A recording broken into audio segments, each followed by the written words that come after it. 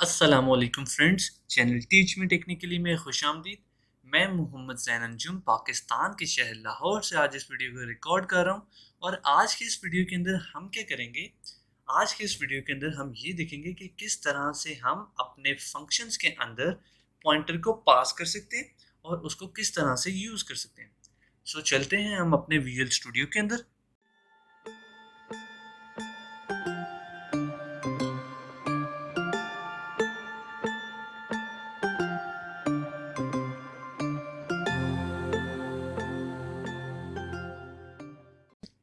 अब हम आगे हैं अपने विजुअल स्टूडियो के अंदर। हमें ये करना है, फर्स्ट ऑफ ऑल एक फंक्शन बनाना है और उस फंक्शन के अंदर हमने अपने पॉइंटर को पास करना है।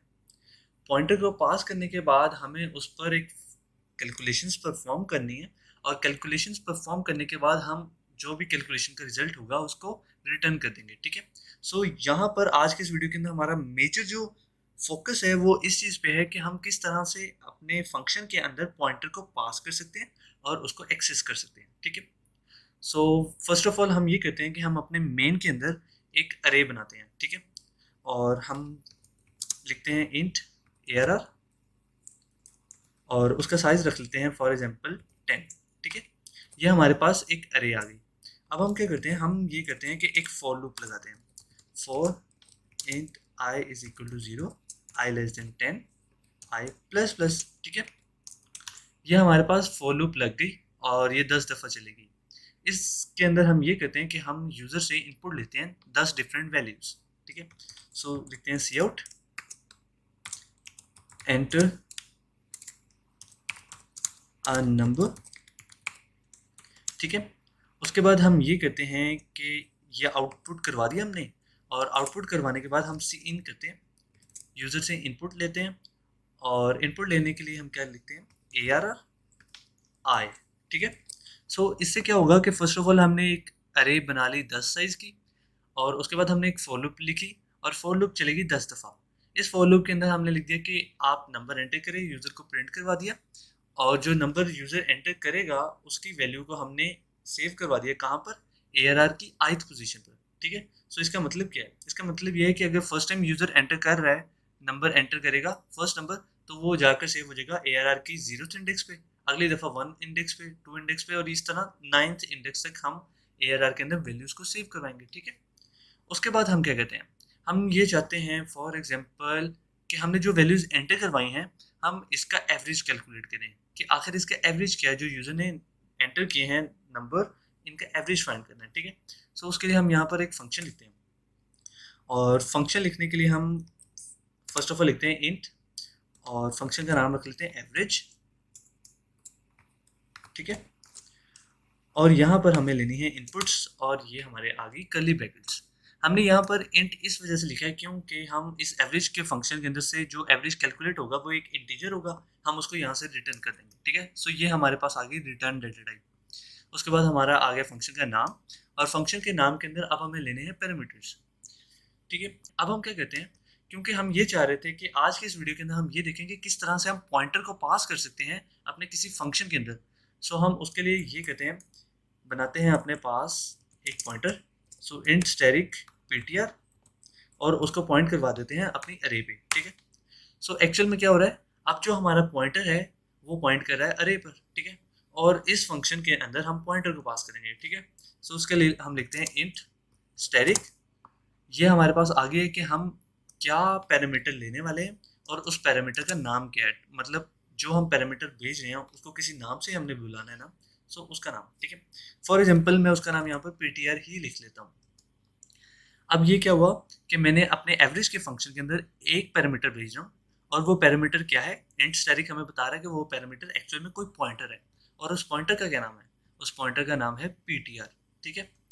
अब फॉर एग्जांपल मैं यहाँ पर एक और चीज़ करता हूँ, मैं यहाँ पर ये करता हूँ कि यहाँ पर एक इंटीजर भी पास कर लेता हूँ और इंटीजर के अंदर मैं यहाँ पर साइज पास कर देता हूँ। ठीक है। सो ये साइज हमें ये बता रहा होगा कि जो पॉइंटर हमारा जो पॉइंटर जिस अरे को पॉइंट कर रहा है उस अरे का साइज क्या है। ठीक है। सो हमने उसको पास कर दिया। अब हमें ये प्रोग्राम लिखना है कि हमने कैलकुलेट करना है average. Okay. So average calculate करने के लिए हमें क्या करना होता है, हमें ये करना होता है कि तमाम वैल्यूज का सम करना है और उसको डिवाइड कर देना है टोटल नंबर ऑफ साइज से। ठीक है। सो अब हम लिखते हैं for int i is equal to 0, i less than हमारे पास कितना साइज है अरे का, ठीक है, उसकी वैल्यू है साइज जो हमने बाइट से पास की है, और आई प्लस प्लस, ठीक है। सो ये हमारे पास आ गई फॉर लूप। हम यहाँ पर पहले लिख लेते हैं int sum is equal to 0। Sum is equal to 0 लिखने से ये होगा कि हमारे पास एक मेमोरी की लोकेशन बन जाएगी जिसके अंदर फर्स्ट ऑफ ऑल 0 पड़ा हुआ है, ठीक है।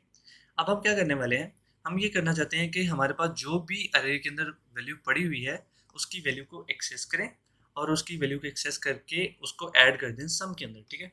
सो हम यहाँ लिखेंगे सम इज इक्वल टू जो हमारे पास पहले सम की वैल्यू पड़ी है, और यहाँ पर हमें ऐड करनी है वो वैल्यू जो कि हमारा पॉइंटर जिस मेमोरी लोकेशन को पॉइंट कर रहे हैं। सो क्योंकि हमारा पॉइंटर हमें मालूम है कि वो पॉइंट कर रहा है एक अरे को, तो अब हमें क्या करना है, इस पॉइंटर की मदद से हमने इस अरे की वैल्यू को गेट करना है, ठीक है। हम कैसे करेंगे, हमें यहाँ पर लिखना है ptr और ptr का ith इंडेक्स, ठीक है। सो जैसे हम लिखेंगे ptr और यहाँ पर उसको इंडेक्स के अंदर उसको पास कर देंगे i, सो इससे ये होगा कि हमारा जो ptr है वो बिल्कुल उसी तरह हम उसे डील करें कि जैसे हमने फॉर एग्जांपल अरे ही पास कर दी हो। लेकिन यहाँ पर आपने देखा कि हमने अरे पास नहीं किया, बल्कि हमने वो पॉइंटर पास किया जो कि उस अरे को पॉइंट कर। अब क्योंकि हमने एवरेज कैलकुलेट करना था, तो एवरेज कैलकुलेट करने के लिए हम क्या कहते हैं, एक वेरिएबल बनाते हैं इंट एवरेज, ठीक है। और एवरेज बनाने के बाद हम ये करते हैं, एवरेज कैलकुलेट करते हैं, और एवरेज कैलकुलेट करने का तरीका ये है कि सबको ऐड करो और डिवाइड कर दो टोटल नंबर ऑफ साइज से, ठीक है। सो हमारा साइज यहाँ पे 10 था, सो हमने उसको डिवाइड कर दिया 10 से, और उसके बाद हम यहाँ से रिटर्न करेंगे एवरेज को, ठीक है। सो यहाँ से हम एवरेज को रिटर्न करें और ये हमारा फंक्शन कंप्लीट हो चुका है। इस फंक्शन के अंदर आप देख सकते हैं कि हमने एक पॉइंटर को पास किया, ठीक है, आर्गुमेंट के तौर पर, ठीक है। वो पॉइंटर अंदर गया, हमने पॉइंटर को एक्सेस करके उस पॉइंटर की वैल्यूज निकाल के सम कैलकुलेट किया, और उसके बाद एवरेज कैलकुलेट किया। एवरेज कैलकुलेट करने के बाद हमने यहाँ से एवरेज को रिटर्न कर दिया। अब एक चीज़ रह गई है कि हम फंक्शन को कॉल कैसे करेंगे, ठीक है। सो हमें यहाँ पर लिखना है फंक्शन का नेम, और फंक्शन के अंदर हमारे पास क्या पैरामीटर्स थे, एक तो हमें पॉइंटर पास करना है, सो हम यहाँ पे लिखेंगे ptr, ठीक है, ptr हमारे पॉइंटर का नाम है, और उसके बाद हमें पास करना था साइज। सो साइज हमने क्योंकि यहाँ पर 10 है, सो सिंपली मैं 10 पास कर देता हूँ। अब यहाँ पर आप देख सकते हैं कि हमारी एक रिटर्न टाइप है, और रिटर्न टाइप थी इंटीजर। सो इस वजह से मुझे यहाँ पर किसी वेरिएबल के अंदर वैल्यू को सेव करवा लेना चाहिए। सो यहाँ पर मैं वेरिएबल बनाता हूँ int average is equal to, मैंने फंक्शन कॉल कर दिया। सो होगा ये कि एवरेज की वैल्यू जो भी रिटर्न होगी वो इस वेरिएबल में सेव हो जाएगी, ठीक है। अब हम क्या करते हैं, अब हम सिंपली एक काम करते हैं कि सी आउट करवाते हैं, और सी आउट करवा के देखते हैं कि एक्चुअल में हमारी एवरेज का जो रिजल्ट आया है वो क्या है, ठीक है। सो अब हम प्रोग्राम लिख चुके हैं और हम इसको एग्जीक्यूट करते हैं। सो फ्रेंड्स, आप देख सकते हैं कि हमारे सामने प्रोग्राम एग्जीक्यूट हो चुके हैं। अब हम कहाँ पर हैं, एंटर नंबर हमारे सामने प्रिंट हो रहा है। सो बेसिकली अब हम इस फॉर लूप के अंदर हैं, और अब हमें 10 डिफरेंट नंबर्स को ऐड करना है, ठीक है।